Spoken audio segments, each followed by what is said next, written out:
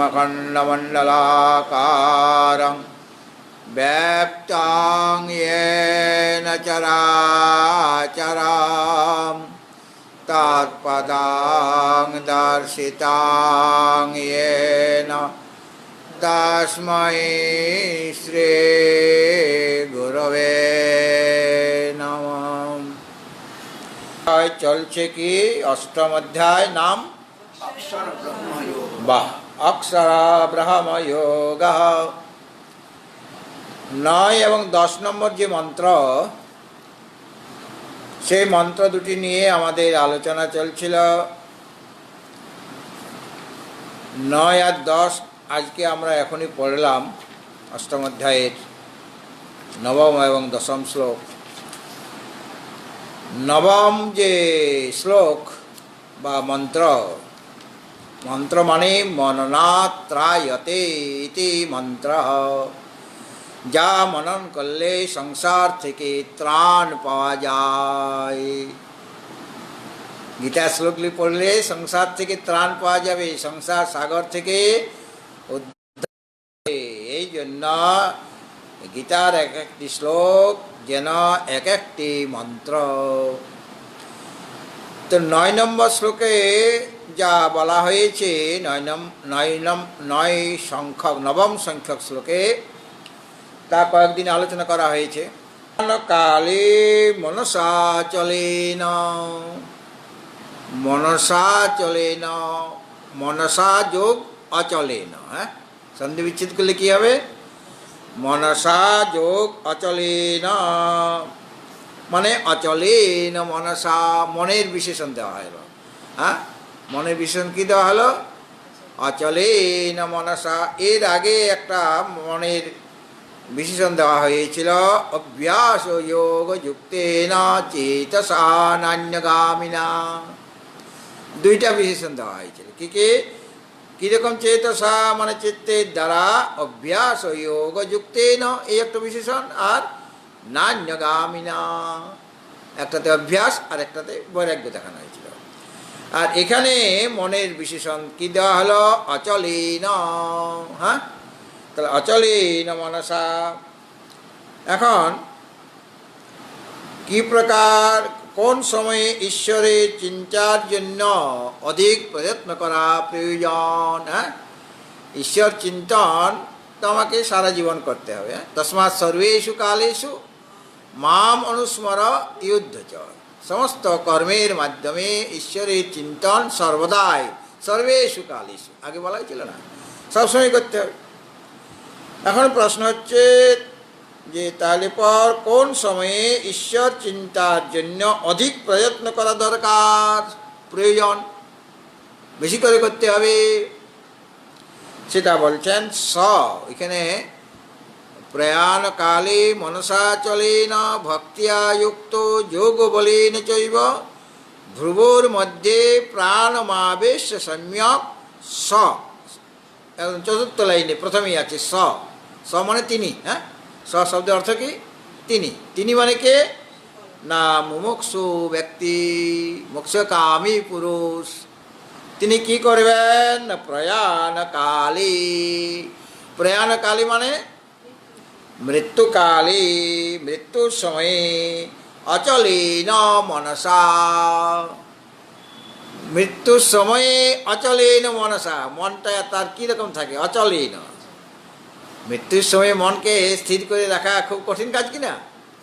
কিন্তু ইনি কী করছেন? যিনি মোক্ষকামী পুরুষ, সারা জীবন তিনি অভ্যাস করে গেছেন। হ্যাঁ, আর বৈরাগ্য অবলম্বন করেছিলেন। হ্যাঁ, তিনি কি করছেন? স মানে সেই মুমুক্ষু মানে মোক্ষকামী পুরুষ, প্রয়াণকালে মৃত্যুর সময়ে, মৃত্যুকালে অচলেন মনসা। অচলেন মনসা মানে অচল মানে নিশ্চল। হ্যাঁ, যেটা চলে না, মানে যার মধ্যে ক্রিয়া নেই, মানে চঞ্চল নয়, যেটা চঞ্চল নয়। অচলেন মনসা, নিশ্চল মানে অথবা একাগ্র মন। হ্যাঁ, মনটা কীরকম হবে? একাগ্র হয়ে যাবে। হ্যাঁ, সুতরাং মনের কয়েকটা অবস্থা আছে, ওটা ওই একটা হলো ক্ষিপ্ত অবস্থা, মূঢ় অবস্থা, বিক্ষিপ্ত অবস্থা, একাগ্র অবস্থা আর নিরোধ। কি কি মূঢ় বললাম তাকে, মূঢ়, ক্ষিপ্ত, বিক্ষিপ্ত, মূঢ়, ক্ষিপ্ত, বিক্ষিপ্ত, মূঢ়, একাগ্র, আর কি বললে তুমি? পঞ্চম অবস্থাটার কি নাম? হ্যাঁ, পঞ্চম অবস্থার নামটা হয়ে গেল নিরোধ অবস্থা আর কি। হ্যাঁ, একটা হলো একাগ্র অবস্থা, তারপর পাঁচটা বৃত্তি, পাঁচটা মানে চিত্তের ভূমিকা পাঁচটা। হ্যাঁ, তো যোগ মানেই হচ্ছে চিত্তবৃত্তি, যোগ আর চিত্তবৃত্তি নিরোধ, তাই তো? যোগ শব্দের অর্থ কি? যোগের যে আমাদের করা হয়েছে সেটা বলা হচ্ছে যোগ চিত্তবৃত্তি নিরোধ, তাই তো? আচ্ছা, এখন নিরুদ্ধ, ওই যে নিরোধ বা নিরুদ্ধ অবস্থা। হ্যাঁ, পঞ্চমটা নিরুদ্ধ অবস্থা। তো একটা হলো ক্ষিপ্ত অবস্থা, মানে মনটা আত্মাতে লগ্ন হচ্ছে না, বিষয়েই ঘোরাঘুরি করছে। আর বিক্ষিপ্ত অবস্থাতে ওটা কোনো কোনো সময়ে আসে, মানে আত্মাতে আসে, লগ্ন হয় কিন্তু চঞ্চল, আবার চলে যায়। আর মূঢ় অবস্থায় তো মোহগ্রস্ত অবস্থায় সেখানে তো কোনো ব্যাপারই নেই। হ্যাঁ, মানে মনকে আত্মা অভিমুখী করা। আর একাগ্র অবস্থায় তিনি মনটাকে মানে আত্মা অভিমুখী করেছেন, এত সহজেই যাবে না। আর নিরুদ্ধ অবস্থায় ওটা নিরুদ্ধ হয়ে গেল, আর কোনো দিকে যাচ্ছে না। তাহলে মনটা যখন একাগ্র অবস্থা প্রাপ্ত হবে, সেই মনটাকে বলা হচ্ছে অচল মন। হ্যাঁ, মনের যে পাঁচটা ভূমিকা, ক্ষিপ্ত, ক্ষিপ্ত, বিক্ষিপ্ত, মূঢ়, তারপরে একাগ্র, মানে 3 নম্বর অবস্থা, মানে ধীরে ধীরে উন্নত হচ্ছে আর কি। হ্যাঁ, তো একাগ্র অবস্থায় মানে মনটা একটা যে বিষয়, সেই বিষয়েই লগ্ন হয়ে থাকবে, এটা হলো একাগ্র, মানে আত্মা অভিমুখী হয়ে থাকা, আত্মাতে লগ্ন হয়ে থাকা। তাহলে এখানে অচলেন মনসা, অচল মনের দ্বারা, নিশ্চল মনের দ্বারা, মানে একাগ্র মনের দ্বারা মনটা একাগ্র হয়ে গেছে। আগে কি ছিল? মনটা ব্যগ্র ছিল, বিজি। বিজি মানে আমাদের ব্যস্ত, মানে কোথায় ব্যস্ত? এই পঞ্চ বিষয়ে ব্যস্ত। হ্যাঁ, চারদিকে ছুটাছুটি চলছে, কখনো শব্দ, কখনো স্পর্শ, কখনো রূপ, কখনো রস, কখনো গন্ধ, এইগুলো নিয়েই সে মেতে আছে। হ্যাঁ, এটা হলো ব্যগ্র অবস্থা, মানে বিঅগ্র, বিবিধ দিকে, অনেক দিকে মনটা যাচ্ছে, এক জায়গায় স্থির হয়ে থাকতে পারছে না। আমরা যখন বলি আই এম ভেরি বিজি, বলি কি না, তার মানে তোমার মনটা চঞ্চল। তুমি যখনই বললে আই এম ভেরি বিজি, আমি খুব ব্যস্ত, তার মানে তুমি বিষয়ে তোমার মনটা লগ্ন হয়ে আছে, ওই জন্য ব্যগ্র হয়ে আছো। ব্যস্ত মানে তো ব্যগ্র, মানে তোমার মনটা একবার এদিকে যাচ্ছে, একবার ওদিকে যাচ্ছে, একবার সেদিকে যাচ্ছে, এই জন্য তুমি বিজি। এই জন্য আমার প্রতি ধ্যান দিচ্ছ না, মানে আত্মাতে তুমি ধ্যান দিতে পারছো না, ব্যগ্র হয়ে গেছে। সুয়ের মধ্যে যদি সুতাটা ঢুকাতে হয়, তাহলে সুতার যে ওটা কি বলে? হ্যাঁ, পেশো, পেশ, বলো না কি বলে? আর গোলের মতো তো জানি, জিনিসটার নামটা কি? পেশো, সেটা বলো। গোলের মতো না কি মতো সেটা তো জানি। পেশো থাকে, মানে চারদিকে ছড়িয়ে যায়, সুতাটা চারদিকে ছড়িয়ে যায়, সেই অবস্থায় ওটাকে বলা হচ্ছে পেশো, ছড়িয়ে যাচ্ছে। সেই অবস্থায় আপনি ওই সুতাটাকে সুয়ের ভিতরে ঢুকাতে পারবেন? পারবেন না। ওটাকে একটা করতে হবে, পাকিয়ে একটা করে জল দিয়ে বা একটুখানি বরলিন দিয়ে। হ্যাঁ, অনেকে থুতু দিয়ে করে, বলে দুধ থুতু, টাকা গোনার সময় থুতু দিয়ে টাকা গোনা। এই যে টাকা গুনছে, এই কি? তুমি এমনিতে এই করোনা চলছে, আর টাকাগুলির মধ্যে ভাইরাস হয়ে আছে, আর তুমি টাকা গুনছ, এটা এটা মানে ওই থুতু দিয়ে গুনছে, তার মানে তোমার আরও বিপদ হয়ে গেল। আর সব সময় টাকার মধ্যে ভাইরাস থাকে, নোংরা কত লোকের হাতে ঘুরছে। তো ওই যে সুতাটার যে পেশগুলি ওটা এক করতে হবে। এক করার জন্য তোমাকে জল দিতে হচ্ছে বা অন্য কিছু তৈলাক্ত স্নেহ জাতীয় পদার্থ দিতে হচ্ছে। যখন এক মুখ হয়ে গেল, সুতাটা একমুখী যখন হয়ে গেল, তখন অতি সহজে সুয়ের ছিদ্রের মধ্যে আমি ওটাকে ঢুকাতেই পারি অনায়াসে।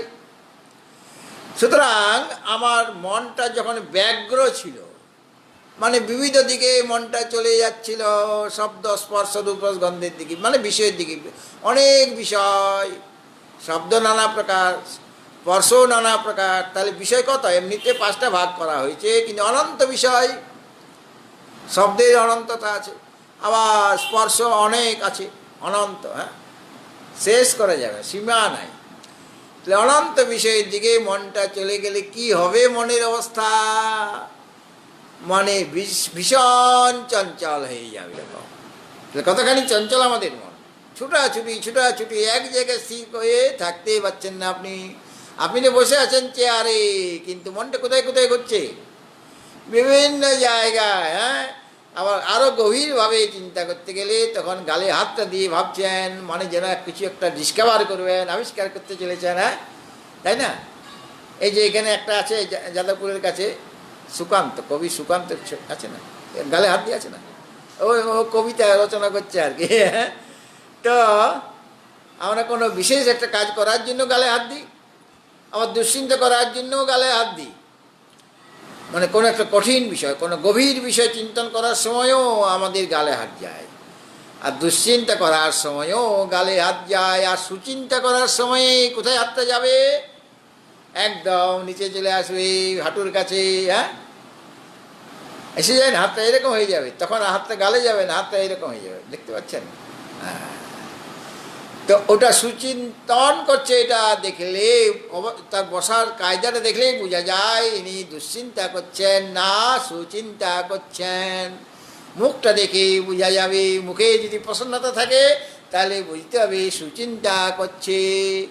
আর মুখের মধ্যে যদি কান্না কান্না ভাব থাকে, মানে মুখটা আর কমল নাই, ওটা শুকনো হয়ে গিয়েছে মুখটা, বুঝতে হবে দুশ্চিন্তা করছে।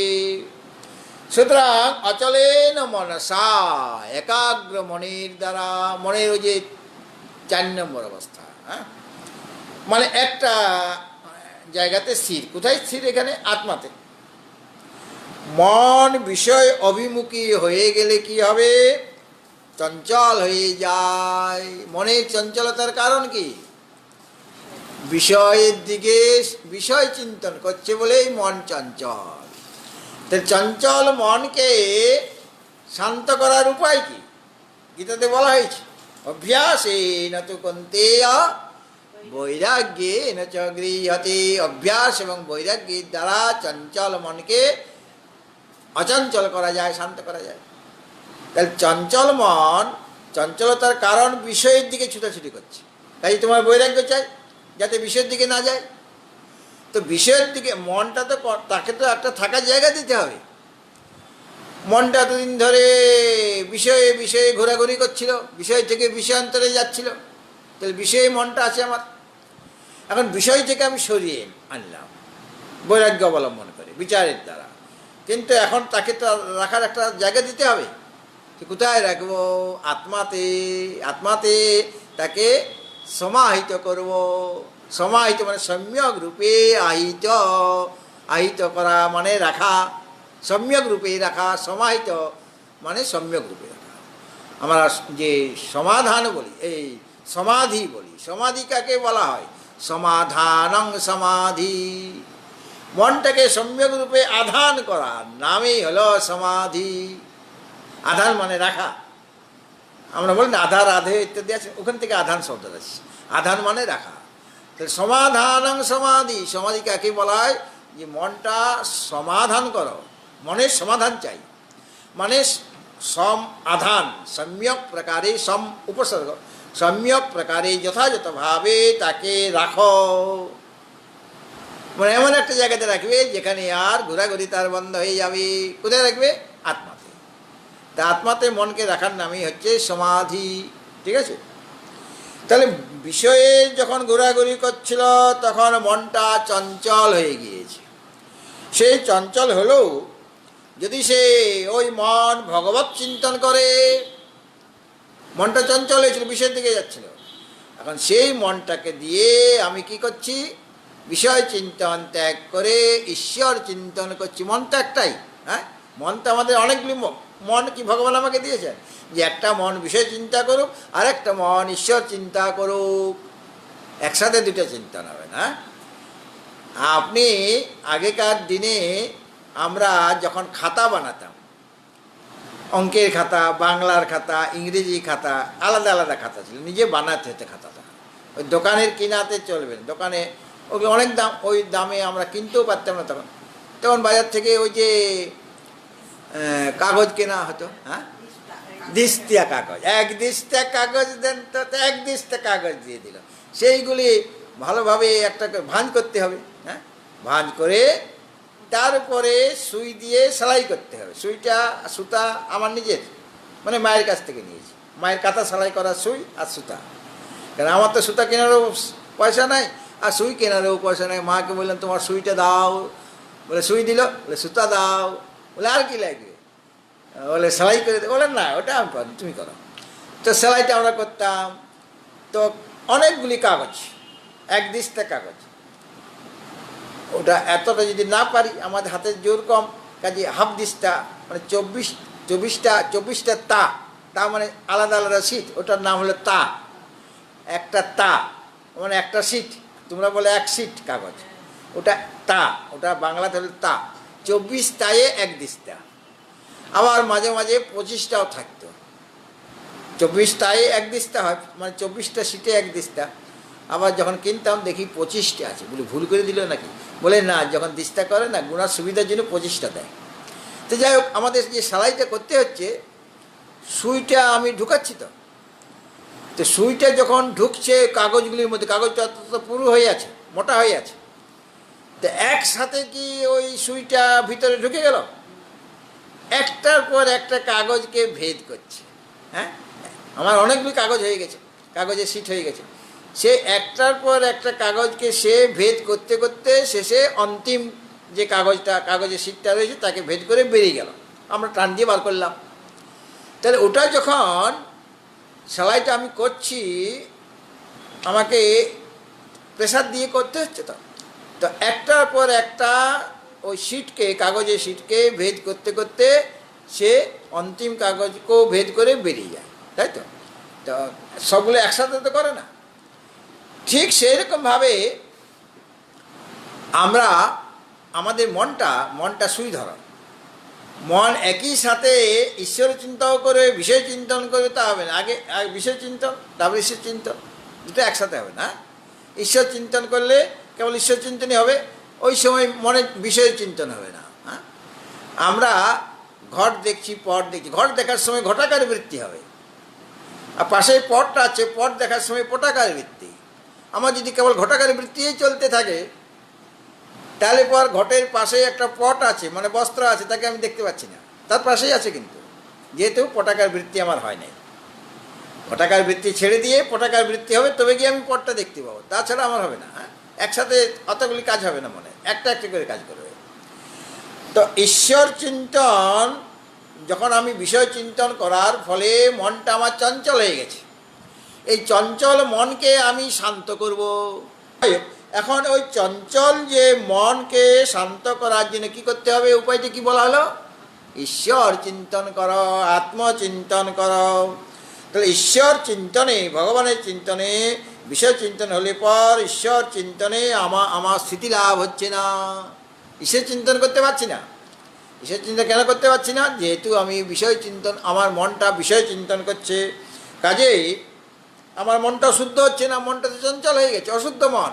বিষয়ের দিকে মন গেলেই বিষয়ের দোষের দ্বারা মনটা লিপ্ত হয়ে যাবে, বিষয়ের দোষ আছে, গুণ আছে, তার দ্বারা লিপ্ত হয়ে যাবে। সুতরাং ওই আত্মাতে বা শ্রী ভগবানে মনটা লগ্ন হতে পারছে না, মানে স্থির হয়ে থাকতে পারছে না। আর যিনি সেই পরমেশ্বর তার কি বলা হয়েছিল, অচিন্ত রূপম কবিং পুরাণম অনুশাসিতারম অনরণীয়াং সমনুস্মরেদিয়া সর্বস্ব ধাতারম অচিন্ত রূপম আদিত্যবর্ণং তমসা পরস্তা। তিনি অচিন্ত রূপ, তাকে তার যে রূপ মানে স্বরূপে মনের দ্বারা চিন্তন করা যায় না, এ কথা বলা হয়েছে আগে। তিনি অচিন্ত রূপ, কিন্তু অচিন্ত রূপ হলেও মনটা যদি শুদ্ধ হয়, হ্যাঁ, মনটা অশুদ্ধ মনের দ্বারা তাকে চিন্তন করা যাবে না। কোন মনের দ্বারা চিন্তন, মানে অশুদ্ধ মন কি চিন্তা করবে, বিষয় চিন্তন করবে, আর শুদ্ধ মন কি চিন্তন করবে, ভগবত চিন্তন করতে পারবে। সুতরাং অচিন্ত রূপ মানে সেই পরমেশ্বর তিনি অচিন্ত রূপ আগে বলা হয়েছে, আগে শ্লোকে, মানে মনের দ্বারা তিনি চিন্তনীয় নয়। তো অশুদ্ধ মনের দ্বারা তার রূপ বা তার স্বরূপকে চিন্তন করা যায় না, কিন্তু শুদ্ধ মনের দ্বারা তাকে চিন্তন করা যায়। কেননা আমাদের উপনিষদ বলেছে মনসা এব অনুদ্রষ্টব্য, মনের দ্বারাই তাকে দেখতে হবে, তাকে দর্শন করতে হবে। কিসের দ্বারা? মনের দ্বারা। তো মনের দ্বারা যে অনুদ্রষ্টব্য, মনের দ্বারা অনুদ্রষ্টব্য, অনুদর্শন, আমাদের অনু শব্দের খুব মানে উপযোগিতা আছে। অনুচিন্তন, অনুস্মরণ, অনুধ্যান, সেই রকমভাবে অনুদর্শন, মানে যারা দর্শন করেছেন আর কি, সদ্গুরু দর্শন করেছেন, সেই পরমাত্মা দর্শন করেছেন, দর্শন করে তিনি উপলব্ধি করেছেন। দর্শন করা মানেই উপলব্ধি করা। সেই উপলব্ধি করে তিনি যে উপদেশ আমাদের দিচ্ছেন, তিনি তো আগে দর্শন করেছেন, উপলব্ধি করেছেন, তার উপদেশ শ্রবণ করার পর আমার যে দর্শন হচ্ছে সেটাকে বলা হলো অনুদর্শন। মানে দর্শন করতে গেলেও একজনের সাহায্য নিতে হবে, হ্যাঁ, কে? যিনি আমার গাইড, আমার সদ্গুরু, শাস্ত্রের গাইড নিতে হবে, গুরুর গাইড নিতে হবে, তার গাইড ছাড়া তো আমাদের চলবে না।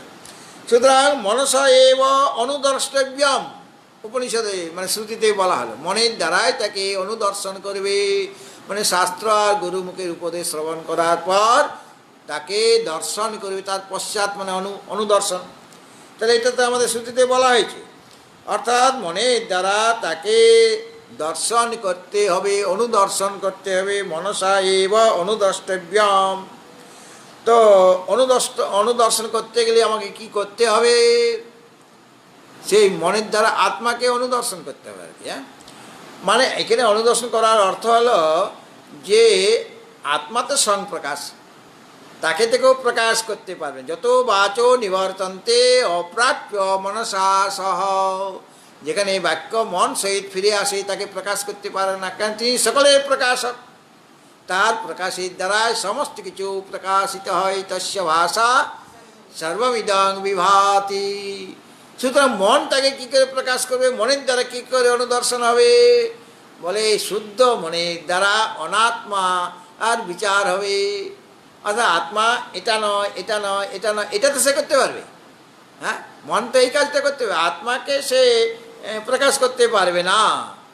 কিন্তু শিল্পী যেমন ভাবে পাথরের চাই থেকে কঙ্করগুলিকে বাদ দিচ্ছেন, ওটা তো শিল্পীর কাজ। তার কাছে কি যন্ত্র আছে? হাতুড়ি আর ছেনি আছে। ওই দুটা যন্ত্র দিয়ে কি করছেন? কঙ্কর বাদ দিচ্ছেন। কঙ্কর বাদ দেওয়ার পর যেটা অবশিষ্ট রইল সেটা শঙ্কর। সেখানে আর হাতুড়ি ছেনির কোনো কাজ নেই, হ্যাঁ। কাজে শিল্পী কি শঙ্কর বানালো? ও কঙ্করকে বাদ দিয়েছে। অথচ শিল্পী ছাড়া ওই শঙ্কর প্রকাশিত হতো কি? আমরা যে দেখতে পাচ্ছি শঙ্করকে, শিল্পী যদি না থাকতো তাহলে আমি কি দেখতাম? পাথর দেখতাম। কঙ্কর সহিত শঙ্করকে দেখতাম। কঙ্করের দ্বারা শঙ্কর ঢাকা আছে, আবৃত হয়ে আছে, এই শঙ্করকে দেখা যেত না। শঙ্কর কিসের দ্বারা ঢাকা আছে? কঙ্করের দ্বারা। সেরকম আত্মা কিসের দ্বারা ঢাকা আছে? নাম আর রূপের দ্বারা, রাগ আর দেশের দ্বারা, অহংকার মমকারের দ্বারা, অথবা পাঁচটা কোষ অন্নময়, প্রাণময়, মনোময়, বিজ্ঞানময়, আনন্দময়, এই পাঁচটা কোষের দ্বারা, অথবা স্থূল শরীর, সূক্ষ্ম শরীর, কারণ শরীর, এই ত্রিবিধ শরীরের দ্বারা তিনি আবৃত। তো মনে, শুদ্ধ মনের কাজ হচ্ছে ওই আবরণগুলিকে সরানো। আবরণ সরে গেলে তিনি স্বয়ং প্রকাশ। এই কারণে শুদ্ধ মন লাগবে কিনা, ওই যে আমার আবরণগুলি আছে, আত্মাকে যে আবরণ করে রেখেছে, ঢেকে রেখেছে, সেই আবরণগুলি তো সরাতে পারবে কে? শুদ্ধ মন। অচল মনসা, অচল মনের দ্বারা বা শুদ্ধ মনের দ্বারা, একাগ্র মনের দ্বারাই কি হবে? ওই যে আবরণগুলি, যেটা আত্মা নয় অথচ আত্মা বলে মনে হচ্ছে, স্থূল শরীরকে অহং বোধ করি কিনা, আমি ব্রাহ্মণ, আমি সন্ন্যাসী, আমি ক্ষত্রিয় বৈশ্য শূদ্র, এরকম বলি কিনা, আমি ব্রহ্মচারী, আমি গৃহস্থ, আমি সন্ন্যাসী, আমি বানপ্রস্থি। তো এটা তো শরীরের ধর্ম, তুমি তো ওইগুলি নও। তুমি বলছো আমি ফর্সা, আরেকজন বলছে আমি তো শ্যামল বর্ণ, উজ্জ্বল শ্যামল। কালোকেও বলবো, আমি কালো, এই কথা কোনো মেয়ে বলবে না। কি বলবে? আমি উজ্জ্বল শ্যামল বর্ণ, আমার রংটা ভগবান শ্রীকৃষ্ণের রঙের সাথে মিলে খুব, মানে ওর সাথে আমার ভাব আছে, আমি ওনার ভক্ত। এই জন্য নবনীরদাভাত, নতুন মেঘের মতো আমার অঙ্গকান্তি। হ্যাঁ, যদি বলে তোমার মেয়ের বিয়ে হবে, মেয়েটা কীরকম? বলে নবনীরদাভাত, নতুন মেঘের মতো। নিরদ মানে, নির মানে জল, নিরদ মানে জল দিয়ে দেয় মেঘ। অনেকে নিরদ লিখতে নিরোধ লিখে দেয়, আসলে ভুল, নিরদ নয়, দীর্ঘ। তো নবনীরদ, নিরদাভাত, নতুন মেঘের মতো আমার অঙ্গকান্তি, মানে আমি কালো আর কি। তো আমি কালো কেন বলতে যাবো? আমি নবনীরদ বর্ণ আমি। হ্যাঁ, তো ওটা কার ধর্ম? শরীরের ধর্ম। শরীরের চামড়াটার ধর্ম হলো কালো না ফর্সাতে। হ্যাঁ, আর চামড়া সরিয়ে দিলে তুমি বলতে পারো আমি ফর্সা, আমি কালো, তখন সব সমান। চামড়া যদি ছুলে নেয়, হ্যাঁ, চামড়া যদি ওই যে যেমন অন্যান্য পশুদের চামড়া ছুলে নেয় কিনা, কী জন্য ছুলে নেয়? ওটা দিয়ে নানা রকম ব্যাগ ট্যাগ হবে, হ্যাঁ, ঢাক হবে, কত কী, হ্যাঁ, বাদ্যযন্ত্র হবে, খোল হবে, ঢাক হবে, আর ভ্যানিটি ব্যাগ হবে, নানা রকম জিনিস হবে, জুতো হবে। তো শুদ্ধ মন, সেই শুদ্ধ মনের দ্বারা কি হচ্ছে? অনাত্মযত সেইগুলিকে বিচারের দ্বারা বাদ দেওয়া যায়। আর বাদ দিলেই, যত আবরণ আছে আবরণগুলি বাদ দিলেই আমি যেটা, সেই আমি ওই আবরণের মধ্যে লুকিয়েছিলাম, নিজেকে চিনতে পারছিলাম না, ওই আবরণগুলিকে আমি বলে মনে করছিলাম। হ্যাঁ, আর মনটা কি করে দিল? সে আবরণগুলিকে দূর করে দিল। আর দূর করলে আসল যে আমি, সে প্রকাশিত হয়ে যাবে। তাকে কেউ প্রকাশ করবে? মন প্রকাশ করতে পারবে? ওখানে মন পারবে না। এই কারণে ওই দৃষ্টিতে শ্রুতিমাতা বললেন মনসা এব অনুদ্রষ্টব্যমিতি, অর্থাৎ মনের দ্বারাই তাকে দেখতে হবে। অর্থাৎ বিষয়ে থেকে মনকে নিবৃত্ত করতে হবে। বিষয়ের দিকে তো মন আমার ছোটাছুটি করছিল, আগে বিষয় চিন্তন করতে ভালোবাসছিল মন। এখন আমাকে কাজটা কি করতে হবে? যে মনটা বিষয়ের দিকে ধাবিত হচ্ছে, তাকে বুঝিয়ে শুনিয়ে বিচার করে, যে বিচার কীরকম বিচার? যে বিষয়ে অনেক দোষ, বিষয়ে গুণ বলতে কিছু নাই, কেবল দোষ, অনিত্যম আর অসুখম, দুইটা বড় দোষ। সমস্ত বিষয় অনিত্য, ক্ষণভঙ্গুর, আর সমস্ত বিষয় দুঃখদায়ক। এমন কোনো বিষয় নাই যেটা দুঃখ দেবে না। অনেক টাকা পয়সা হয়ে গেলেও দুঃখ। আমি ভাবছি অনেক টাকা হয়ে গেলে আমার খুব আনন্দ হবে। তো যার অনেক টাকা আছে তারা বুঝে, এত টাকা থাকাতে তার অনেক দুঃখ বেড়ে গেল। আমার আগে একটা ঝোপড়ি ছিল, এত দুঃখ ছিল না, টালির ঘর ছিল। এখন আমার 4 তলা বিল্ডিং হওয়াতে দুঃখটা বেড়ে গেল। আরে ওখানে নোংরা, ওখানে নোংরা, এই 4 তলা ঝাড়ু দিতে দিতে, পরিষ্কার করতে করতে আমার সারা দিনটা ব্যতীত হয়ে যাচ্ছে। আর অন্য কাজ কখন করব? হ্যাঁ, আর এইখানে ফাটা, ওখানে ফাটা। আগে ফাটাফাটি হলে একটুখানি দড়ি দিয়ে বেঁধে দিতাম, বাঁশের ঘর তো।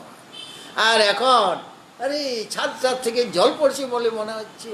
হ্যাঁ, এখানে একটু ফাটা, কিসের দাগ, এটা ফেটে যায়নি তো, তা দুঃখটা বাড়লো কি না? তাহলে পর যার যত বস্তু রয়েছে তার তত দুঃখ। যার বস্তু কম তার দুঃখ আস্তে আস্তে কমতে থাকে।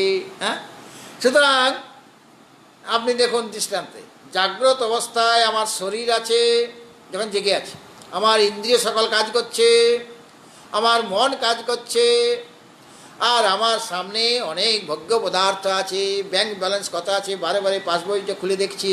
হ্যাঁ, দেখছি কি না, তারপরে এখন কত টাকা জমা দেওয়া যায়, টাকা জমা দেওয়ার মতো হলো কি না। হ্যাঁ, টাকা জমা জমা পড়লে টাকা হলেই আমি সেখানে ব্যাংকে জমা করে দিচ্ছি, তাহলে আমার ওখানে বিষয়গুলি আমার চোখের সামনে ভাসছে। তারপর যখন আমি স্বপ্ন অবস্থায় চলে গেলাম, নিদ্রা যাচ্ছি, স্বপ্ন অবস্থা, জাগ্রত অবস্থার পরে কি অবস্থা আসবে, স্বপ্ন। তখন কি হচ্ছে, শরীরটা নিশ্চল হয়ে গেছে, শরীরটা কাজ করছে না। হ্যাঁ, ইন্দ্রিয়গুলিও ঘুমিয়ে পড়েছে। আমাদের যে বাইরে 10টা ইন্দ্রিয়, তারা কোনো কাজ করছে না, কিন্তু অন্তর ইন্দ্রিয় যে মন, সে কাজ করছে। আর আমার যে জাগতিক যে পদার্থগুলি আমার কাছে ছিল সেটা এখন নাই, কিন্তু অন্য বিষয় আমি মনের দ্বারা কল্পনা করে নিয়েছি। হ্যাঁ, বিষয় অন্য কল্পনা করে নিয়েছি। আমি কলকাতায় শুয়েছিলাম 3 তলায়, আর আমি স্বপ্নে দেখছি আমি আমেরিকায় চলে গেছি। হ্যাঁ, এরকম হতে পারে তো। আমেরিকা যাওয়ার খুব শখ ছিল, তো দেখছি আমেরিকাতে আমি আছি, সেখানে একটা চাকরি করছি। হ্যাঁ, এরকম দেখা যেতে পারে। অথবা আমেরিকা অত দূরে যেতে হবে না, বোম্বে চলে গেছি। হ্যাঁ, তো আমি রাত্রিবেলায় শুয়েছিলাম আর দেখছি সূর্য মধ্য গগনে রয়েছে। হ্যাঁ, এরকম দেখা যাচ্ছে। রাত্রিবেলাটা আমি দিন করে দিচ্ছি, আমি তো রাত্রে শুয়েছিলাম, তখন দিন 12টা বাজে। হ্যাঁ, আর বোম্বে শহর, আর সেখানে আমার ছেঁড়া কাঁথা ছিল, আর ওখানে দেখছি দুগ্ধ ফেনানো শয্যা আমার বিছানাটা। আর এখন তো দুপুর, তো বিছানাটা পাতা আছে, আমি শুই নাই, এখানে তো শুয়ে আছি, ওখানে শুই নাই, আমি ঘুমাই নাই, মানে বিছানায় যাই নাই। আমি তো একটা বিরাট সোফার মধ্যে বসে আছি, পা নাচাচ্ছি। হ্যাঁ, এদিকে আমার যে বিছানায় যে শরীরটা, সে তার পাটা নাচছে না, কিন্তু আমার পাটা নাচছে, স্বপ্নের পাটা। আর বোম্বে শহরটা, আসল বোম্বে শহরে আমি যাই নাই, কল্পিত বোম্বে শহরে গেছি আমি। কল্পিত রাস্তা দেখছি, বাড়ি বাড়ি ঘর দেখছি, ওটা মনের দ্বারা কল্পিত। আসল বোম্বে শহরটা আমি দেখতে পাচ্ছি না কিন্তু। হ্যাঁ, আর লোকজন অনেক দেখছি, সেটাও লোকজন আমি তৈরি করেছি, আমার মন কল্পনা করে তৈরি করেছি এত লোকজন। এবং সেখানে তারা যে ভাষা বলছে, মারাঠি ভাষা, সেই মারাঠি ভাষায় তারা কথা বলছে, সেটা আমার মনের কল্পনার দ্বারা মারাঠি ভাষায় কথা হচ্ছে, সেটা আমি শুনছি আর কি। হ্যাঁ, আর ওখানে যে রামেশ্বর পুরী ঘোরাঘুরি করছে বোম্বেতে, সেই রামেশ্বর পুরীকে আমার মন কল্পনা করে তৈরি করেছে। কারণ এই রামেশ্বর পুরী তো এখানে আছে, আর বোম্বেতে যে গেছে সে তো তাকে বানানো হয়েছে, সে আলাদা, এই রামেশ্বর পুরী না, এ তো ঘুমাচ্ছে। আর বোম্বে শহরে যে ঘুরছে সে আলাদা, রামেশ্বর পুরী বানানো হয়ে গেছে। তাহলে দেখুন, ওখানে বিষয়ও আমার তৈরি করা হয়ে গেছে। যেহেতু ওখানে মনটা সক্রিয় আছে আর বিষয় আছে, কাজেই আপনার সুখও আছে, দুঃখও আছে। সুখের স্বপ্ন দেখলি সুখ, রসগোল্লা খাচ্ছিলাম, আর সেই সময় মানে খুব আনন্দ সহকারে খাচ্ছি। আবার তখন আনন্দ হচ্ছে, মিষ্টিও লাগছে রসগোল্লাটা, যেমন নয় যে চপসা লাগছে। চপসা জানেন তো, মিষ্টতা নেই, মিষ্টিও লাগছে। আর খুব, এটা তো গাঙ্গুরামের মিষ্টি, খুব মিষ্টি লাগছে, খুব খুব আনন্দ করে। আমাকে 10টা দিয়েছিল, একটা মোটেই খেয়েছি, আরও ওগুলো সব খাবো আমি।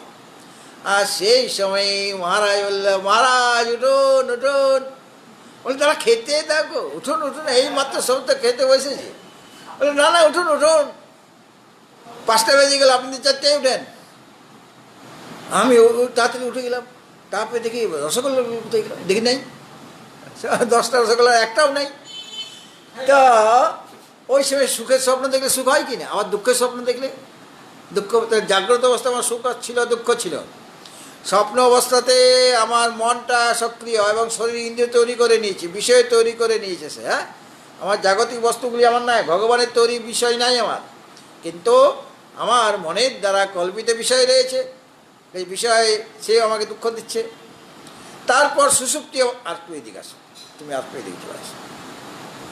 তারপর সুষুপ্তি অবস্থা মানে গভীর ঘুম, সাউন্ড স্লিপ, তখন মনটাও ঘুমিয়ে পড়লো। তাহলে মনের আর কল্পনা নাই, তাহলে আমার শরীর ইন্দ্রিয় মন বুদ্ধি কিছুই নাই। মনটা অজ্ঞানে লীন হয়ে গেছে, আর অজ্ঞানটা আত্মাতে আছে। সেই সময় সুখ দুঃখ কিছু আছে? সেই সময় আপনাকে যদি খুব প্রশংসা করে কেউ, আপনার আনন্দ হবে? আপনাকে যদি কেউ গালাগালি দেয় আপনার দুঃখ হবে? আর আপনার কত ব্যাংক ব্যালেন্স আছে ওই সময় আপনি বিচার করে চিন্তা করছেন কি? কিচ্ছু নাই। সেই সময় কেবল সুখ, কেবল সুখ। যতক্ষণ সাউন্ড স্লিপ ততক্ষণ আপনার সুখ, সেখানে দুঃখ ঢুকতে পারে না। দুঃখ ঢুকার কোনো চান্স নাই, সেখানে কেবল সুখ। তাহলে সুষুপ্তি অবস্থায় আমি কেবল সুখ পাচ্ছি, কিন্তু ওটা এখনও স্থায়ী। যখন সুষুপ্তি অবস্থা ভেঙে গেল, স্বপ্ন অবস্থায় এসে গেলাম, তখনই দুঃখ এসে যাচ্ছে। তারপর জাগ্রত অবস্থায় তো দুঃখ আমাকে চারদিক থেকে ঘিরে ধরলো। কিন্তু আমি যদি সমাধি অবস্থায় চলে যাই, সমাধিস্থ হয়ে যায়, তাহলে সেই সুখটা ক্ষণস্থায়ী নয়, চিরন্তন সুখ। হ্যাঁ, সেই সুখটা হলো চিরন্তন সুখ। সুতরাং ওই সুখ আমরা চাই। ওই গভীর ঘুমের যে সুখ, সেটার সুখ আছে। আমার ভাগ্য ভালো যদি না হয়, তাহলে ওই সুষুপ্তির যে আনন্দ, সেটাও আমি পাবো না। কেননা আমাদের অনেকেরই পাতলা ঘুম, সাউন্ড স্লিপ হচ্ছে না। আর যখন সাউন্ড স্লিপ হবে যেদিন, সেদিন শরীরটা আপনার ফুরফুরে থাকে, মেজাজটা ভালো থাকে, আর সব পরিশ্রম করার মতো ক্ষমতা আপনার এসে যায়, শরীরে ক্ষমতা এসে যাচ্ছে। তখন যেহেতু সাউন্ড স্লিপে গেছেন, আনন্দ পেয়েছেন, কাজে আপনাকে এত ফুরফুরে মেজাজে কে রাখলে? ওই আনন্দটা আপনি আনন্দ ভোগ করেছেন, আনন্দ খেয়েছেন ওখানে। কখন? গভীর ঘুমে আনন্দ খেয়েছেন, ওখানে খাচ্ছেন আপনি, আনন্দের স্বাদ পেয়েছেন। সেই আনন্দটাই আপনাকে কাজে প্রবৃত্ত করাচ্ছে। বা গীতা পড়তে আপনার ভালো লাগছে, সন্ধ্যা বন্দনা বা জপ ধ্যান করতে আগ্রহ জেগে যাচ্ছে। কেন? ওখানে আনন্দ খেয়েছেন আপনি, কিছুক্ষণের জন্য খেয়েছেন, কাজে খুব আপনি নিজের কাজে লেগে গেলেন। আর যদি ঘুমটি ভালো না হয়, সাউন্ড স্লিপ না হয়, তখন আপনার মেজাজটা খটখটে থাকবে, ভালো লাগবে না কিছুই। হ্যাঁ, কোনো কাজ করতে ইচ্ছা করবে না, ঘুম ঘুম ভাব এসে। অত ঘুমিয়েছেন তবুও আবার ঘুমিয়ে যাচ্ছেন, চেয়ারে বসেই ঘুমিয়ে যাচ্ছেন। কেন? ওই সাউন্ড স্লিপটা হয় না। তাহলে সৌভাগ্য থাকলে যারা পুণ্যকর্ম আছে, তাদের এই সাউন্ড স্লিপটা হবে। ওই আনন্দটা পাওয়ার জন্য সাধারণ লোক ওই আনন্দটা পাবে না। পুণ্য সকলের কিছু না কিছু আছে, সেই কারণে কারো কম গভীর ঘুম হয়, কারো বেশি ক্ষণ ধরে সাউন্ড স্লিপটা হবে। আর সমাধি অবস্থায় চলে গেলে সেটা, সেই সুখটা চিরন্তন হয়ে যায়। হ্যাঁ, আমাদের সেই সমাধি সুখ লাভ করতে হবে। সুতরাং এখানে যেহেতু মনের দ্বারাই তাকে অনুদর্শন করতে হবে, মনের দ্বারাই তাকে দেখতে হবে, মানে উপলব্ধি করতে হবে, তার মানে মনটি আমার শুদ্ধতা চাই মনের। হ্যাঁ, মনটা চঞ্চল হলেই চলবে না, মনটাকে অচল করতে হবে। হ্যাঁ, আর মনটা অচল করার জন্য আগের যে পদ্ধতি বলা হয়েছিল, যে মনটাকে বিষয় থেকে নিবৃত্ত করতে হবে। বিষয় থেকে যখন যখন বিষয়ে যাবে, তখনই বিষয় থেকে ফিরিয়ে আনো বারবার। মনের স্বভাবই হচ্ছে অনাদিকাল থেকে মন বিষয় চিন্তন করতেই ভালোবাসে। জলের গতি কোন দিকে? নিচের দিকে। উপর দিকে যদি জলকে নিতে হয়, কী করতে হবে? আপনাকে পাম্প লাগাতে হবে, তবে গিয়ে জলটা যাবে উপরে। কিন্তু জলকে আপনি চারতলা থেকে ছেড়ে দেন, জলটা কোথায় যাবে? পাইপ যদি পেয়ে যায়, আর যদি রাস্তা পেয়ে যায়, গড়াতে গড়াতে যদি পাইপ না পায়, আর সিঁড়ি দিয়ে সে নেমে যাবে, একদম আপনার গ্রাউন্ড ফ্লোরে চলে আসবে জলটা। হ্যাঁ, আপনি দিয়েছিলেন চারতলায় ঢেলে সিঁড়িতে, আর সিঁড়ি বেয়ে বেয়ে কোথায় চলে আসলো? নিচে। হ্যাঁ, আর যদি এমনিতে পাইপ পেয়ে যায়, তো পাইপ বেয়ে বেয়ে চলে আসবে, নিচে চলে আসবে। আর পাইপ দিয়ে যদি উপরে উঠাতে হয়, তাহলে তখন আপনার পাম্প দরকার। কাজে অনাদিকাল থেকে মনটা বিষয়ের দিকে যেতে তার ভালো লাগে। হ্যাঁ, ওটা তার মানে অভ্যাসে পরিণত হয়ে গেছে। এখন ওই রকম মনকে তোমাকে আত্মা অভিমুখী করতে, ঈশ্বর অভিমুখী করতে হবে। ভাবে বারবার প্রযত্নের দ্বারা কী করতে হবে? ভগবানে মনটাকে তাকে সেই ভগবত চিন্তনে লগ্ন করতে হবে। ভগবত চিন্তনে মনকে ব্যাপৃত করে রেখে দাও, আর সর্বদাই ভগবত চিন্তনেই করবে। আগে তো ধীরে ধীরে বিশেষ চিন্তন করছিল, তাও ধীরে ধীরে এরকম অভ্যাস করাতে করাতে তারপরে দেখা যাবে সেই মনটা আমার ভগবত চিন্তনে ব্যপ্ত হয়ে গিয়েছে, আর সেখান থেকে উঠে পালাচ্ছা ভগবত চিন্তনে ব্যপ্ত হয়ে যাবে। তো এইভাবে ব্যপ্ত রাখলে কী হবে? মনটা একাগ্র হয়ে অচল হয়ে যাবে। মনটা একাগ্র হয়ে গেল, মানে একদিকে তার মনটা, হ্যাঁ, ঈশ্বরে বা আত্মাতেই তার মনটা রয়েছে, অন্যদিকে যাচ্ছে না। ঠিক সেরকমভাবে মনটাকে বুঝিয়ে শুনে বিষয় থেকে বারবার সরিয়ে এনেছো তুমি, শ্রী ভগবানের পাদপদ্মে রেখেছ। এইভাবে করতে করতে মনটা একাগ্র হয়ে অচল মানে নিশ্চল হয়ে যাবে। এইভাবে মনটা স্থিরীকৃত স্থির হয়ে যাবে। তো অচলেন মনসা মানে স্থিরীকৃত মনের দ্বারা যে মনটা স্থির হয়ে গেছে, চঞ্চল আর নেই, তার মধ্যে চঞ্চলতা নেই, কোনো রকম চাঞ্চল্য নেই। আর যোগদর্শনে বলা হয়েছে অভ্যাস বৈরাগ্যাভ্যাম তন নিরোধা, যোগদর্শন বলছেন। আর সেটাই ভগবান শ্রীকৃষ্ণ গীতার মধ্যে কি বললেন, অভ্যাসেন তু কৌন্তেয় বৈরাগ্যেন চ গৃহ্যতে অসংশয়ং মহাবাহো মনোদুর্নিগ্রহং চলাম অভ্যাসেন তু কৌন্তেয় বৈরাগ্যেন চ গৃহ্যতে। দুটো জিনিস আমার চাই, মন চঞ্চল মনকে শান্ত করার জন্য বৈরাগ্য যেমন প্রয়োজন, সেই রকম মনকে আত্মাতে রাখার জন্য, আত্মচিন্তনে ব্যপ্ত করে রাখার জন্য আমাকে বারবার অভ্যাস করতে হবে। তো অভ্যাস করতে করতে ওটা স্বভাবে পরিণত হয়ে যাবে। যে যেরকম অভ্যাস করে পরবর্তীকালে সেইটাই তার স্বভাব হয়ে যায়। যা যে ভোরে উঠতে পারতো না, এখন ভোরে ওঠার অভ্যাস করছে, অ্যালার্ম দিচ্ছে, ঘড়িতে অ্যালার্ম দিয়ে রাখছে, মোবাইলে অ্যালার্ম দিয়ে রাখছে। এখন ওটা এমন আমার অভ্যাস হয়ে গেছে, আর অ্যালার্ম দিতে হচ্ছে না, আপনি ঘুমটা ভেঙে যাচ্ছে। হ্যাঁ, এরকম হয় কি না? তখন তার স্বভাব, মানে ওই সময় ওই 4টা বাজলে তার ঘুম ভেঙেই যাবে, তাকে ডাকতে হচ্ছে না। আমাকে ডেকে দেবেন মহারাজ, আমাকে ডেকে দেবেন। তো ডাকতে ডাকতে তো আমি হাইরান হয়ে যাচ্ছি। তারপরে বলছে মহারাজ আর হাইরান হতে হবে না, এখন আমি নিজেই উঠতে পারি, আর এলামও দরকার নেই, আপনাকে ডাকাডাকিরও দরকার নেই। এরকম হয় কি না? ঠিক সেই রকমভাবে মনটা ওই যে আমি অভ্যাস করেছি আর বৈরাগ্য অবলম্বন করেছি, মনটা এখন কোথায় লগ্ন হয়ে আছে, সেখান থেকে ওঠানোর নাম করছে না, স্থির হয়ে গেছে। এটা হলো অচলেন মনসা। এই যে অচলেন মনসা বলা হয়েছিল, প্রয়াণ কালে মনসা অচলেন, অচলেন মনসা মানে যে মনটা স্থির হয়ে গেছে। কোথায় স্থির হয়েছে? আত্মাতে বা পরমেশ্বরে স্থির হয়ে গিয়েছে। সেরকম অচল মনের দ্বারা মানে স্থিরীকৃত মনের দ্বারা, তার দ্বারাই তোমাকে কি করতে হবে, অনুস্মরে দেয় যে 9 নম্বর শ্লোকের সাথে সম্পর্ক আছে। কবিং পুরাণম অনুশাসিতারম অনরণীয়াং সমনুস্মরেদ অনরণীয়াংসং অনুস্মরেদ অনুস্মরণ। হ্যাঁ, স্মরণ আর অনুস্মরণের পার্থক্যটা জানো? গুরু এবং শাস্ত্র মুখ থেকে শুনে তার পশ্চাৎ যে স্মরণটা করা হয় ঈশ্বর সম্পর্কে বা আত্মা সম্পর্কে, তার নাম অনুস্মরণ। এইভাবে অনুস্মরে ওটার সাথে সম্পর্ক হয়ে গেল। হ্যাঁ, অচলেন মনসা, স মানে সেই যে মোক্ষকামী পুরুষ, নিচের লাইনে স আছে, স মানে মোক্ষকামী পুরুষ। অচলেন মনসা মানে স্থিরীকৃত মনের দ্বারা, প্রয়াণকালে মানে মৃত্যুকালে, স মানে মোক্ষকামী পুরুষ, অচলেন মনসা স্থিরীকৃত মনের দ্বারা, অনুস্মরে মানে অনুস্মরণ করবে। কার? মৃত্যুকালে কার অনুস্মরণ করবে? সেই ঈশ্বরের, পরমেশ্বরের। হ্যাঁ, যে মনটা স্থির হয়ে গেছে সেই স্থিরীকৃত মনের দ্বারা, মানে মৃত্যুকালে আমাদের তো সব কিছু তো মানে শিথিল হয়ে যায়।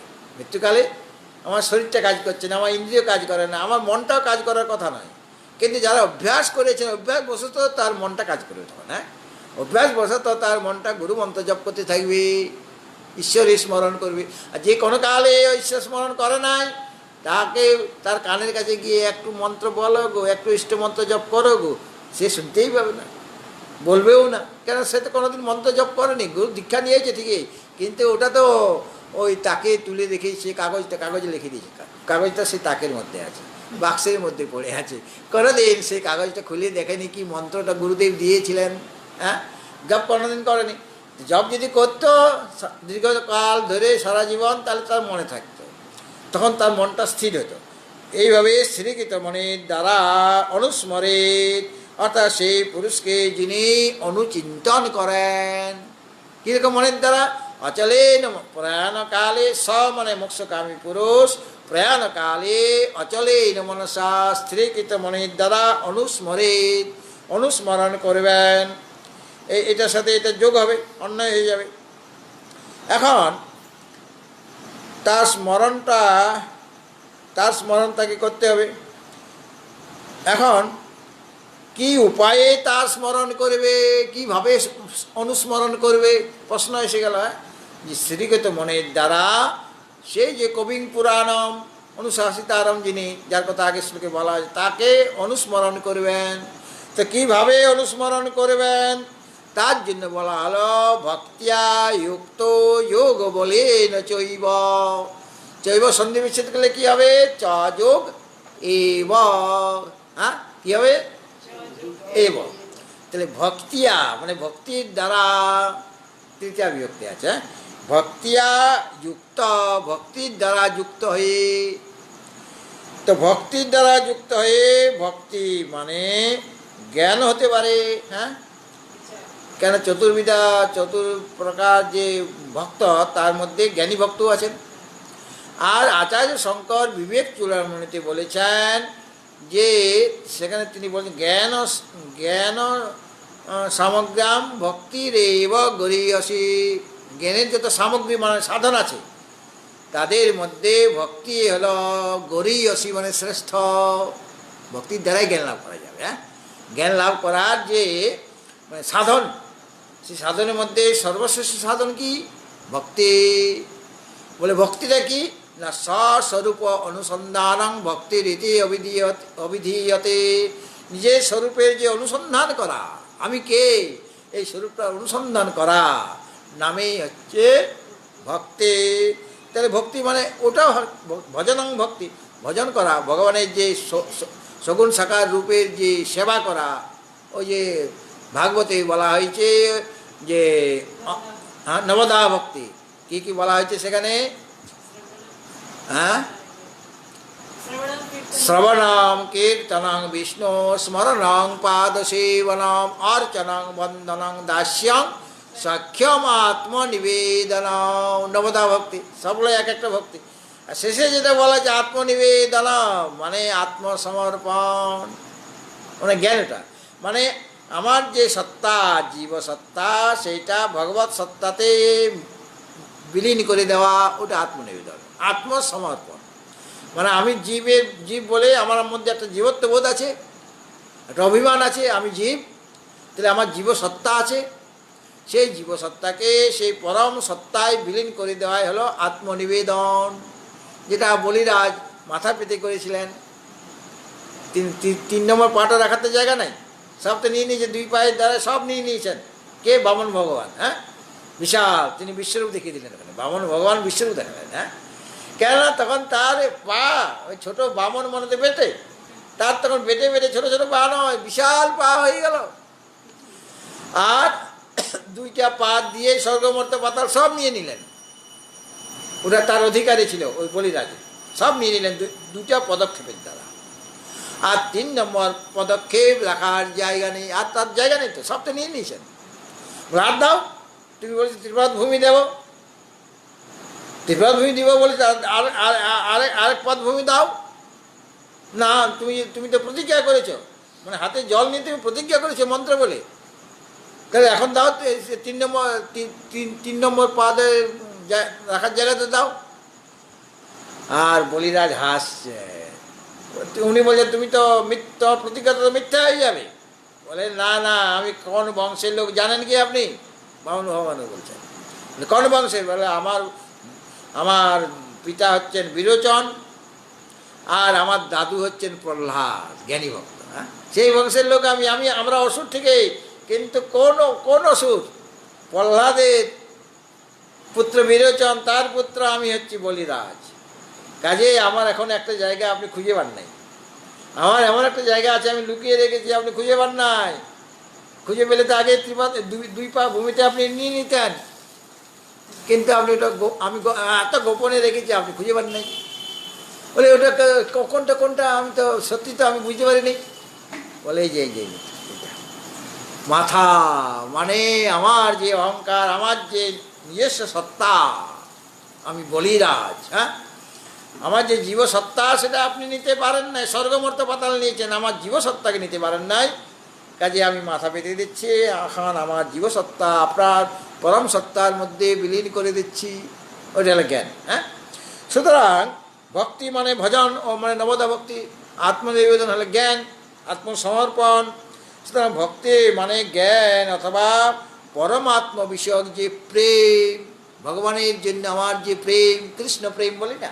হ্যাঁ, একটা সম্প্রদায় আছে তারা বলে শুধু কৃষ্ণ প্রেম, প্রেম করতে গেলে কৃষ্ণের সাথে করো। হ্যাঁ, কেউ বলছেন শিব প্রেম, কেউ নারায়ণ প্রেম, যার যার যা ইষ্ট তার সাথে তার প্রেম, তাকে তিনি ভালোবাসেন, তাকে তার কাছে তিনি তার কাছে প্রিয় হয়ে যান। হ্যাঁ, সুতরাং সবচেয়ে বড় প্রেম আত্মপ্রেম, পরমাত্মার প্রতি যে প্রেম, কারণ তিনি সর্বাপেক্ষা প্রিয়তম। তদেতৎ প্রেয় পুত্রাৎ প্রেয় বিত্যাৎ প্রেয় অন্যস্মাৎ সর্বস্মাৎ অন্তরতমং যদয়ম আত্মা। তিনি পুত্র অপেক্ষা প্রিয়, বৃত্ত অপেক্ষা প্রিয়, আর যা যা আছে আমার সমস্ত বস্তু বা ব্যক্তি অপেক্ষা তিনি প্রিয়, তিনি অন্তরতম। কোথায় রয়েছেন তিনি? একদম গুহার ভিতরে লুকিয়ে আছেন। আমি কোথায় লুকিয়ে আছি? আমি লুকিয়ে আছি আসলে, অথচ আমি জানি না, আমি নিজেই লুকিয়ে আছি, কিন্তু আমি নিজেই জানি না আমি কোথায় লুকিয়ে আছি। আমার যে স্বরূপ তিনি যেখানে লুকিয়ে আছেন সেখানেই আমি লুকিয়ে আছি। মানে 3টা বা 5টা আবরণের ভিতরে আসল আমিটা রয়ে গেছে। হ্যাঁ, তার খোঁজ আমাকে করতে হবে। সুতরাং পরমাত্মা বিষয়ে আমার প্রেম চাই, তাকে লাভ করার একটা ব্যাকুলতা চাই, তাকে বরণ করতে হবে। গুরুদেব বাইরে আছেন, আমরা গুরুদেব এলে আমরা গুরু বরণ করি কি না? আপনার বাড়িতে যদি গুরুদেব যান, আপনি নিমন্ত্রণ করেছেন, নিমন্ত্রণ করাতে সেই নিমন্ত্রণ তিনি স্বীকার করেছেন যে আমি যাচ্ছি, তো আপনারা আগের থেকে তৈরি হচ্ছেন কি না? আর যখন গুরুদেব আসলেন, উলুধ্বনি দিয়ে, শঙ্করধ্বনি দিয়ে, মালা টালা বা রাস্তার মধ্যে আসছেন, ফুল ছড়িয়ে ছিটিয়ে নিয়ে আসছেন কি না? বরণ করা হবে। তো আমার যে প্রিয়তম তাকে তো বরণ করতে হবে। গুরু বরণ যেমন আমরা করি, সেরকম আমার সর্বাপেক্ষা যিনি প্রিয়তম তাকে বরণ করতে হবে। বরণ করা মানে তাকে নিমন্ত্রণ জানাতে হবে। গুরুকে নিমন্ত্রণ করলে তবে তো আসবে, এমনি আসে না। তো আমি তাকে নিমন্ত্রণ করব, মানে আকুল হয়ে ব্যাকুল হয়ে ডাকবো, তার অনুসন্ধান করব। হ্যাঁ, আর তাকে পাওয়ার জন্য আমি সমস্ত কিছু ছেড়ে দিয়েছি, সব ত্যাগ করে দিয়েছি। হ্যাঁ, লোকৈষণা, পুত্রৈষণা, বিত্তৈষণা সব ত্যাগ হয়ে গেছে আমার। কেন? তাকে পাবো। যাকে যাকে আমি খুব ভালোবাসি তাকে পাবার জন্য আমরা অনেক কিছু ত্যাগ করার জন্য প্রস্তুত কিনা? হ্যাঁ, যে আমার খুব প্রিয় তাকে পাওয়ার জন্য আমি ঘর বাড়ি সব ছেড়ে দিতে পারি কিনা? যে আমার প্রিয়তম তাকে পাওয়ার জন্য আমাকে কত কি ছাড়তে হচ্ছে। আমার অহংকার ছাড়তে হচ্ছে, আমার মমকার ছাড়তে হচ্ছে, আমার রাগ দেশ ছাড়তে হচ্ছে, আমার কর্তৃত্ব অভিমান ছাড়তে হচ্ছে, ভক্তৃত্ব অভিমান ছাড়তে হচ্ছে, আমার এত বিষয় সব ছাড়তে হচ্ছে। ওকে ত্যাগ না করলে হবে? বিষয়ে যদি রস আমি পাই এখনও, তাহলে আমার প্রিয়তমকে আমি লাভ করতে পারবো। প্রিয়তম তো বলেই দিয়েছে যে অন্যদিকে তোমার মন দেওয়া চলবে না, আমাকে শুধু ভালোবাসতে হবে। হ্যাঁ, তো প্রিয়তমকে আমি ভালোবাসবো। তাকে ভালোবাসার জন্য আরও যত আমার ছিল, যত বিষয় ছিল, শব্দ স্পর্শ রূপ রসগন্ধ অনেক ছিল, অনেক টাকা পয়সা গাড়ি বাড়ি ছিল, সেদিকে আমার এখন মন নেই, ত্যাগ বুদ্ধি এসে গেছে।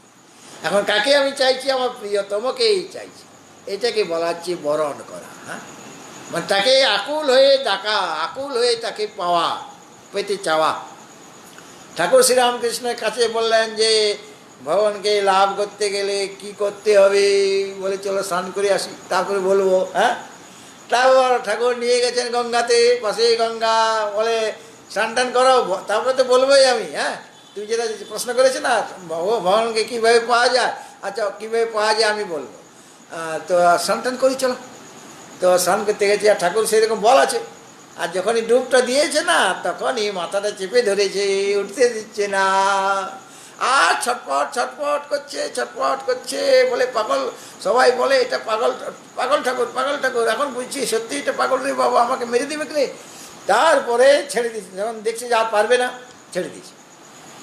ভাই পাগল, আমাকে তুমি স্নান করার নাম করে এসে এখানে ডুবিয়ে মারতে চেয়েছো গঙ্গাতে, আমি একটা প্রশ্ন করেছি, সেটা উত্তর না দিয়ে এখানে আমাকে ডুবি মারবে? বলে সেটা ছাড়ো, এখন তুমি আমার একটা প্রশ্নের উত্তর দাও। বলে কি? বলি তোমাকে যখন মাথা চেপে রেখেছিলাম না, তখন তোমার কি মনে হচ্ছিল? বলে কখন পাগলাটা ছাড়বে আমাকে, কখন পাগলাটা হাতটা মাথা থেকে সরাবে, হ্যাঁ, কখন আমি এই জল থেকে আমার মাথাটা অন্তত নাকটা উঁচু করতে পারি। বলে যেমনভাবে তোমার এত ব্যাকুলতা ছিল, এই নাকটা অন্তত জলের উপরে যায়, কতখানি ব্যাকুলতা। সেই রকম ব্যাকুলতা যদি ভগবানকে লাভ করার জন্য হয়, তাহলে ভগবানের দর্শন হয়ে যাবে, ওই রকম ব্যাকুলতা যায়। হ্যাঁ, সুতরাং এটাকে বলা হচ্ছে বরণ করা। নায়ম আত্মা প্রবচনেন লভ্য, ন মেধয়া ন বহুনা শ্রুতি ন যমে বৈশ্য বৃণুতে তেন লভ্য তস্যৈষ আত্মা বিবৃণুতে তনুংসাম। এই আত্মাকে প্রবচনের দ্বারা মানে অধ্যাপনার দ্বারা পাওয়া যায় না। প্রবচন মানে অধ্যাপনা করা। নাই আত্মা প্রবচন লভ্য। ন মেধা, আমার অনেক মেধা শক্তি আছে, স্মৃতিশক্তি আছে, বলে তাও হবে না। বলে আমি অনেক শ্রবণ করেছি, অনেক পড়াশোনা করেছি, বলে তাও হবে না। বলে কী করে হবে?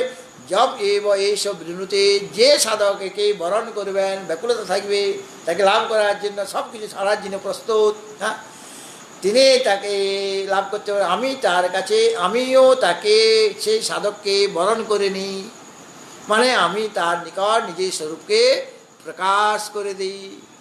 কাজে ভক্তিয়া যুক্ত, তোমার মধ্যে ভক্তি থাকতে হবে, তার প্রতি, সে আত্মার প্রতি পরম প্রেম থাকতে হবে।